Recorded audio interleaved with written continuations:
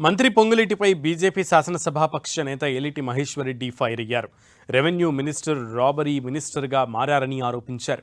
మంత్రి కాకముందు మంత్రి అయ్యాక నీ ఆస్తులెంత అని ఎలిటి ప్రశ్నించారు. దీనిపై మంత్రి పొంగులేటి శ్వేతపత్రం విడుదల చేయాలని డిమాండ్ చేశారు. ఫీనిక్స్ కంపెనీ నుంచి 15,000 కోట్ల భూమి పొంగులేటి కంపెనీకి బదలాయింపు జరిగింది నిజం కాదా? ఇదే భూమిలో హైటెక్ సిటీలో రాఘవ కన్స్ట్రక్షన్ నిర్మిస్తున్నది వాస్తవం కాదా అని ప్రశ్నించారు. ఈ ఆరోపణలపై బహిరంగ చర్చకు మంత్రి పొంగులేటి సిద్ధమా అని సవాల్ విసిరారు. తాను అన్ని ఆధారాలతో బహిరంగ చర్చకు వచ్చేందుకు సిద్ధమని ఎలిటి మహేశ్వర్ రెడ్డి స్పష్టం చేశారు. రాబరీ మినిస్టర్ పొంగులేటి శ్రీనివాస్ రెడ్డి, నీవు అక్రమంగా నీవు మంత్రి కాక ముందు ఉన్నటువంటి నీ ఆస్తులు ఎంత, ఈరోజు మంత్రి అయినాక సంపాదించినటువంటి ఆస్తుల లెక్క ఈరోజు శ్వేతపత్రం విడుదల చేయడానికి నువ్వు సిద్ధంగా ఉన్నావని అడుగుతా ఉన్నాను.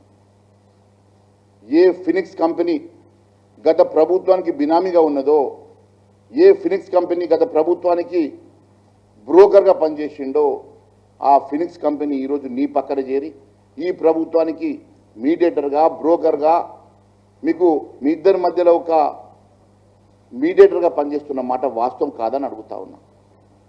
ఈరోజు ఇదే ఫినిక్స్ కంపెనీ నుంచి రాఘవ కన్స్ట్రక్షన్కి పొంగులేటి శ్రీనివాస్ రెడ్డి కంపెనీలకు దాదాపు 15,000 కోట్ల రూపాయల ఆస్తులు ట్రాన్స్ఫర్ అయిన మాట వాస్తవం కాదా? దాని మీద డిబేట్కి నేను సిద్ధం, నువ్వు దానికి సిద్ధమని అడుగుతా ఉన్నా. నేను డాక్యుమెంట్లతో ఏది మాట్లాడినా మీకు తెలుసు.